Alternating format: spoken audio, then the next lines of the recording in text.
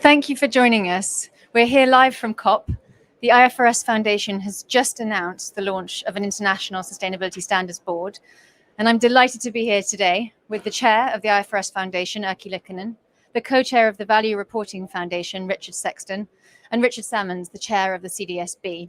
All three organisations have played an incredibly important role in getting to this moment. So I'm going to come to you first, Erkki, and I'll pass you the microphone.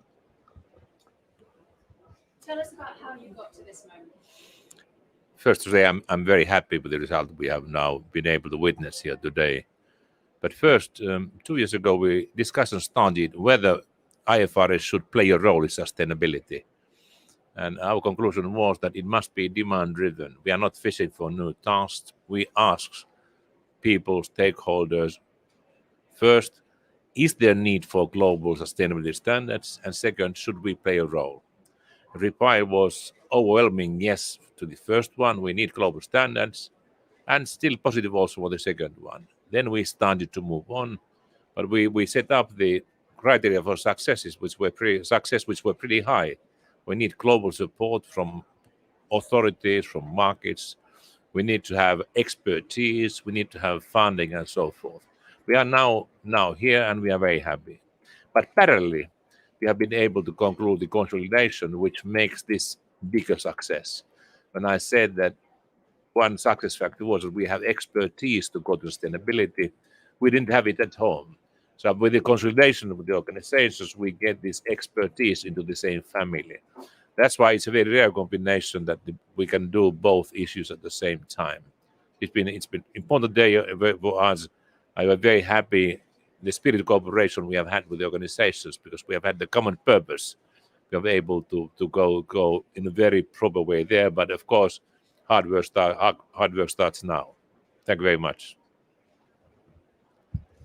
We're now going to cut to a video. We've had the privilege of Mike Bloomberg in his role as chair of the TCFD, which has also played a critical role in getting us all to this point. And Mike is going to speak to us about what it means from his perspective. If you can't measure it, you can't manage it.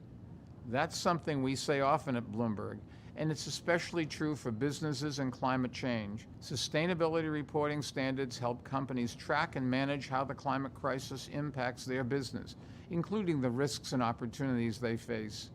These standards also allow investors to reward the companies taking action to manage climate risk and avoid those that aren't.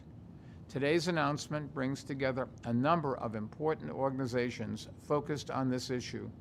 It builds on work we've done through the Task Force on Climate-Related Financial Disclosures and the Value Reporting Foundation to help businesses respond to climate risk.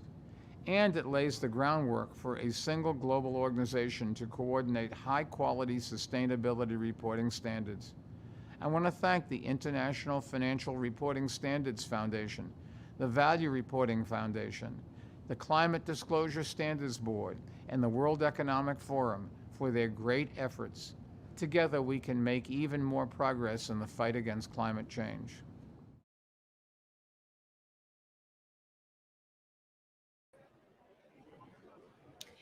So, Richard, I want to come to you. Consolidation is not new for you. It was almost exactly a year ago that the IIRC, in which you had played such an important role, and the SASB came together and became the Value Reporting Foundation, and now you're doing it again. Can you tell us why the IFRS Foundation was the right final destination for you? Thank you. And to do that, I'll give you a little bit of context, going back a little piece that brings you to why consolidation, why coming together. So if we go back probably, I guess now 14, 15, maybe 16 years, we had some very forward-thinking individuals, including His Royal Highness the Prince of Wales, Michael Bloomberg, and Sir Mervyn King, who separately but together were focusing on two aspects. One was, how did you create a new reporting system, an integrated system, better fit for the 21st century, moving beyond finance into all aspects, so that it would provide timely, relevant information across many capitals. That was a terrific time, but what it did was spawn initiatives. And that's what's led to the criticism, I believe, of alphabet soup as a euphemism for too many things going on and a lack of clarity. What became clear sitting in the IIRC was that somebody needed to make a move to begin to create that consolidation rather than sit with the IIRC, SASB, CDSB, TCFD, WEF, GR, etc. So the list goes on. And we saw an opportunity to bring together the integrated thinking principles, integrated reporting as the overall frame with the sustainability accounting standards, industry focused, but very much market led to provide data points in the nature of reporting. Once that coming together occurred and the Value Reporting Foundation was created, we recognized it was creating terrific momentum, not just for the VRF, but also, I think, across the market, many other factors yearning for momentum, for faster movement. So this is, I believe, this coming together, this consolidation is very much a reaction to market demand, but it delivers some very, very important features for us. It delivers a legitimacy. You asked why the IFRS Foundation, because that has huge legitimacy around the world, an independent standard setter sponsored by the capital market regulators. So that's one thing. It creates greater simplicity because we are eliminating some of those initials, but we're also creating the new baseline around standards. And I think Rick's going to talk a little bit more about that. We are maintaining that momentum, the momentum that's so important in a highly demanding and fast moving world where issues like climate, but not restricted to climate, need to have better information to inform decision making, capital allocation, and hold people accountable. And then finally, the platform, the so-called building blocks or baseline platform, is a compelling way of providing something that can be global without dictating standardization to the globe.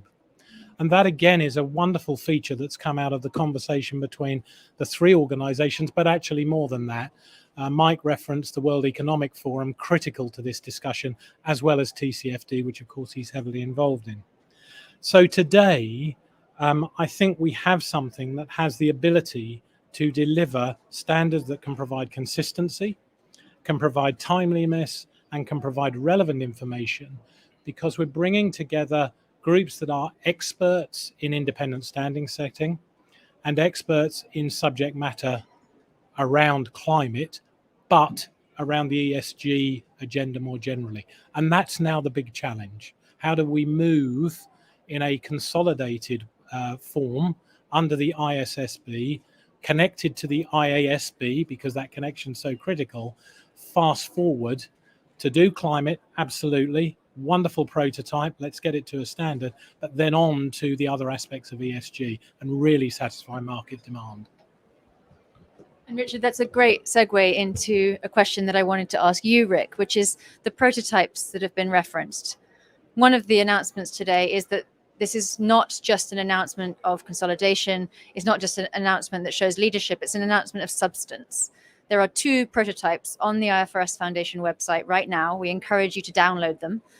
And while you may not think that talking about prototype standards is the most exciting thing, this is actually really important. These are really representative of what consolidation really means. So I'm going to ask you, Rick, just to explain a little bit about the history of these prototypes and why they matter. Thank you, Clara. And you yourself are an important part of the history of this, and I'll come to that. But first, these 2 prototypes. There's one that is for the general requirements for disclosure of sustainability-related financial information, and the other one is specific to climate, which of course is a major focus here at the COP this week. And just a word or two technically about the 2 of them, and then perhaps I'll speak a little bit about their provenance, if you will. The first is the general one. While it may not get as much attention at a top-line level as the climate prototype, it actually is potentially very far-reaching. And that is that we know the ISSB is going to take some time to first put out a climate standard, but then to move beyond climate into other important domains of sustainability. And this general requirements prototype already provides a running start for everyone in the market to think about how best to prepare for that and how to link what they're already doing to an eventual process that results in a standard, an ISSB standard, insofar as it specifies materiality. What will be some of the main ways one needs to bound their thinking about materiality? What matters for enterprise value? Secondly, in alignment with the same materiality as the ISSB uses, there is the adoption of the TCFD's four-part framework for the domains in which one needs to think about material considerations. That is to say, the firm's governance, its strategy, risk management, and finally, very importantly, metrics and targets, which of course is an enormous focus in the climate space in particular. These TCFD elements, or pillars, if you will, are an important part of the architecture by which a firm needs to think through what is material and what tools are out there that, even if the ISSB has not finalized its work on it, are moving in the same direction, are basically foundational to what will end up being that standard. And so there's no reason, in other words, for them to wait 2, 3, 4 years down the road for a finished product. This general requirements prototype already provides a conveyor belt, if you will, for everyone to have a running start to move in a fuller degree of sustainability disclosure. Lastly, it lays out some guidance about reporting channel. Now, this has been important from our perspective in the Climate Disclosure Standard Board, because we were conceived originally with a very explicit focus on reporting to investors in the mainstream report, whatever that might be in your jurisdiction. And the prototype is not doctrinaire. It does not specify which mainstream vehicle to report in, but it clearly indicates that this is about enterprise value creation, and therefore your primary audience is the providers of capital. And it is for you, and of course the jurisdictional context in which you operate, to determine what is the specific reporting channel in this regard. Furthermore, and I consider this highly significant, there is guidance as well as to how some of the existing frameworks can be used interoperability and fit within your reporting more generally on these wider subjects beyond climate. So I think basically it provides a bit of the foundation, if you will, for everyone in the market on the one hand, and for the new board when it's configured, to think about how to fill in beyond the specific thematic of climate. Now, maybe a word about the climate prototype, which of course is such an important focus here this week. Here, there is, of course, picking up the four pillars that I've mentioned previously about the TCFD, but moreover, it provides a really quite specific degree of information about many questions that CFOs and preparers, the chief accounting officers in firms, will want answered. And so I think while this is not an official standard, it will be up to the new board to determine what goes out as an exposure draft next year. It does, I think, already provide all stakeholders and market participants with a pretty clear idea of where this is likely to land and already begin to move. So in these areas of governance, strategy, risk management, and metrics and targets, there's quite specific guidance in this prototype for how you translate the general ambition of properly reflecting climate-related risks and opportunities in your financial reporting, but specifically how to do it. So I do think, as you mentioned, that this is not just an institutional or organizational announcement today. It's actually a norm-setting step forward for the entire international economic architecture, if I could put it that way. And I'm happy to talk about some of the provenance of this, but perhaps I don't want to go on too long with the segment. Perhaps we'll get to that in a second round. Absolutely. Can I just reinforce Rick's point about the importance of the general standard complementing the climate standard, because they're the same framework. But there are many organizations who are very broadly focused around ESG already and want stability around how do we develop reporting. And the general standard gives them that stability to go wider now, knowing that as it moves into a formal standard, it's signaling from the ISSB, this is the form that you can expect. Work to that form and you should be able to adapt into future standards very well. That will allow those who currently use SASB, who use a whole host of different standards to work in a much more stable, clear environment today? Keep the microphone. Yeah. Yes, I agree. I agree with you here. I think the big challenge for the ISSB will then be when you go beyond climate. I agree. The result of a consultation was climate first, but not climate only. But there, of course, organization we are now will be, but the same family has a lot of experience, and the challenge for ISSB will be the agenda consultation when they need to set up what order to go forward. But there, of course, it's important to have this presentation standard, which gives the framework and also the experience of what you have had. I'm sure we will learn a lot about it. But the first agenda consultation, what will be next items, will be very exciting to see. And I'm sure the board will carefully prepare. What we have done now and the organization is to prepare for the prototype. It's been very important not to that it will not take too long when we get the standard. But of course, the standardization board will be independent. That's in the character. They will take decisions themselves, respecting all the new processes. But so far, I think the framework architecture looks good. Thank you. Keep the microphone. Could you explain to everyone, in case they don't know, the IFRS governance structure, including how those board members will be selected? Yes, we have three layers. Trustees are between, and trustees are the institution which nominates the board members. It's also responsible for funding and responsible for strategy. That's why in this exercise, trustees have such a role, because we took the issue of sustainability to the agenda. We are working now on nomination of the board members, and we must think about the funding. Board members, as far as their nomination is concerned, it's based on the quality. So I want to have best people, but of course it must be diversified, taking into account the challenges what we will have, and also geographically, something which tells that we are a global organization. But the work has started with the chair and vice chairs. Next we move on to the members of the board, and we have very good tradition on this competence-based assessment, which still tries to guarantee diversity and a global presence. And today, in the press statement, it was announced that the new board would have a multi-location model. Could you just speak to that a little bit so that everyone understands? Just first to say that this consolidation has some impact on this all, because we will be strong in San Francisco and also in London. But at the same time, we need to remember that when we want to be global, and sustainability is a very sensitive issue in many areas. You must be present, you must be engaged, you must consult with the people. So we have decided to have a presence in all major jurisdictions: EMEA, Europe, Middle East, Asia, Americas, and Asia Pacific.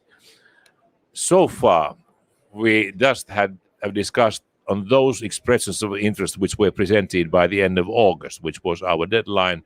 And from that basis, Frankfurt will be the seat of the board in Europe, so that also the seat of the chair will be there.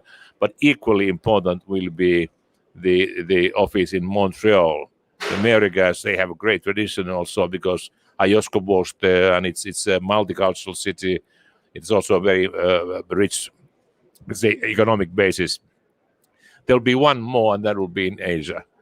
But due to later arrivals of the expressions of interest, we will do this decision later this year, early next year.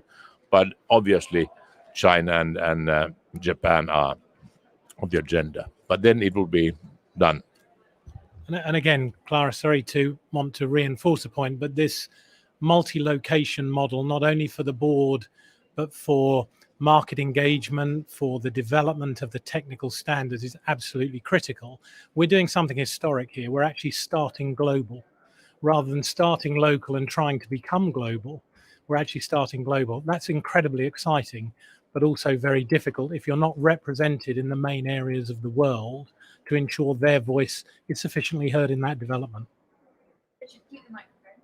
Can you talk a little bit about those other parts of the world which may have more private companies, for example, than public. What does this mean for private companies? Again, a really great question, and I'll give it a shot. I think Mark Carney covered that very well this morning, that we're not talking about creating an ISSB that is only focused on large public companies. This organization, under Erki's leadership through the foundation, but with its independent board, will develop standards that are applicable to all who want to report in a credible, trustworthy way on those subject areas. So it's very important that we don't draw a distinction between large and small, between public and private. It's increasingly important because if you look at business models around the world, they are changing. We've all seen, some might say, a contraction in the capital markets because companies have sought private finance. We wouldn't want them ruled out of this, God forbid. We've heard a lot today already about the need to finance governmental projects. Again, why would they not need to be answerable and report across this suite of global standards? So we start from global. There will need to be interaction with other experts who are IPSAS, as an example, who are more focused on public sector accounting, but the core needs to be consistent, otherwise it loses power. I just had to complete my presentation of the IFI structure. So we have a board and they really prepare and set the standards. But it's very important that they have a due process how it's being done, and we follow that carefully. And the question often is that when can the standard become mandatory? Of course, that's then up to jurisdictions to decide. So important is that the standard is accepted over the due processes, and I hope in the area of climate, for instance, they will become mandatory. Then there's possibility also of the proper assurance. But that's not in our hands. It belongs to jurisdictions. I build upon the private markets point. You know, what we're really talking about here is corporate governance, and what in the 21st century is considered to be good corporate governance. And these norms that the board is going to create is a very important element of that. And even if you're a privately held firm that doesn't have securities publicly listed and overseen by your securities authority, you typically have major institutional investors who have very important fiduciary responsibilities to a whole range of beneficiaries, plan beneficiaries, who have an extraordinarily important interest in exactly the same level of high standard of corporate governance. So I would anticipate that this distinction between publicly listed and privately held firms, while at a first pass might seem like it could be a bit of a challenge and a limitation, I think as these standards get taken up in the market, there'll be pressure from above political authorities and society, and below, which is to say your investors and your employees, I think, is no less, because the competition for talent is getting more and more intense. And as we know, younger people are much more focused on action and follow through than on vague statements about these issues. So if you want to attract the best talent, if you want to keep a loyal institutional investors who will stand behind your long-term investment strategy as a privately held firm, I think you're going to need to take a very serious look at the same standards of reporting and information gathering as will be required by securities authorities. And Rick, I want to come back to the conversation you started earlier about lineage, provenance. Tell us what brought us to this point in your mind, including the prototypes, but then also tell us, as you pass the baton here, what is it that you've learned from doing all of this work for a long time now at the leadership level that you want Erki to bear in mind, the trustees to bear in mind as you pass this forward? Well, that's a terrifically incisive question that you're asking there. Have been at it for a while. In a way, we've had 3 rounds. This is the 3rd round, as I look across it, of an attempt to get organizational integration so that you have a scalable model for creating the norm that influences capital allocation across markets, across different capital markets and jurisdictions and the like. The first was the CDSB's formation just about 15 years ago, which brought together then 8, now 9 institutions who decided that the questionnaires that they were issuing, the frameworks that they were creating, were having an impact. They were best practices, but because they were being applied by different pockets of the market, they didn't quite get that scale. And that the best hope for everyone in succeeding was to lock arms and come together behind a common ask of firms. And at the time, there wasn't the interest on the part of the regulatory authorities or the international accounting authorities to do this. So there was a need for a bit of a workaround, and that's what CDSB was. It was explicitly created in the image of the IASB, even though it was business and environmental organizations sitting on the board. And we coaxed and cajoled the best expertise we could find from the accounting firms. Each of the major accounting firms designated a partner and technical people to work in the technical working group. And then we created a constellation of other technical experts from civil society, environmental institutions, academia, and the like. And that motley crew, but actually quite a dream team of technical people from the public and private sectors, really was the engine in the absence of an official structure to create V1, if you will, for climate and then later for environment. The second was something that you were involved in yourself, Clara, which was that a few core institutions, notably SASB and IRC, which Richard represents here today, CDSB and CDP, which is the host of CDSB, and NGRI in an early stage, co-facilitated by your able self at the Impact Management Project, our colleague Veronica Poole from Deloitte, and myself wearing my hat as a World Economic Forum person as well, managing director there. We had a very specific discussion about how we could come together and combine technical forces and provide a vision that the market was asking for beyond the alphabet soup. And so in 2020, in the fall, we put out a vision of how the pieces fit together, how these different frameworks actually are quite complementary. And moreover, in December of that year, only a year ago, barely a year ago, put out a first version of a climate prototype, as you well know, a labor of love by various people. At that time, we didn't know whether there was going to be an IOSCO and IFRS appetite to take this up at an official, so to speak, level. But we put it out there and turned that into a technical readiness working group, which involves the World Economic Forum, VRF, TCFD, CDSB, and IASB, that mixture of organizations. And they've been working very hard, very cooperatively with you, led by you, to prepare the prototypes that have been issued here today. So if you will, that's V3.